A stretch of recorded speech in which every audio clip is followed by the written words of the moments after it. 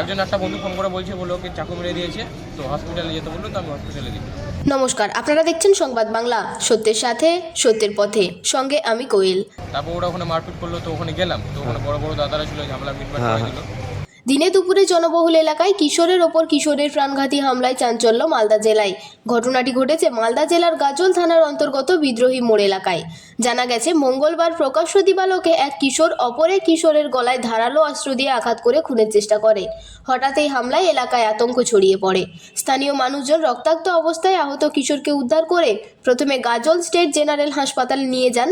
তবে তার অবস্থা আশঙ্কাজনক হওয়ায় কর্তব্যরত চিকিৎসকেরা দ্রুত তাকে মালদা মেডিকেল কলেজ হাসপাতালে রেফার করেন। বর্তমানে আহত কিশোর মালদা মেডিকেল কলেজ হাসপাতালে চিকিৎসাধীন এবং তার অবস্থা গুরুতর বলে হাসপাতাল সূত্রে জানা গেছে।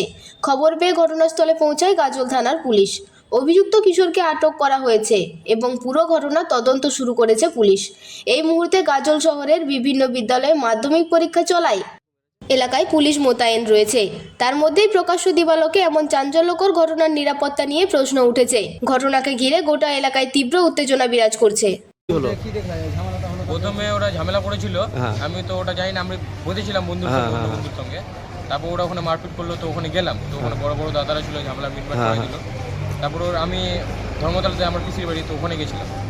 তারপরে এসে মানে আসতাম না, ওখানে থাকতাম। একজন একটা বন্ধু ফোন করে বলছে বলে ওকে চাকু মেরে দিয়েছে, তো হসপিটালে যেতে বললো, তো আমি হসপিটালে দিই। এর নাম কি, যাকে চাকু মেরেছে? এর নাম দেবাশিস বর্মা।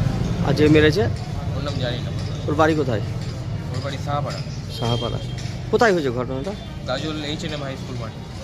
এ কি পড়াশোনা করে? আর ওই ছেলেটা পড়াশোনা। তাদের মধ্যে কি নিয়ে গন্ডগোল কিছু জানা গেছে? না জানি না।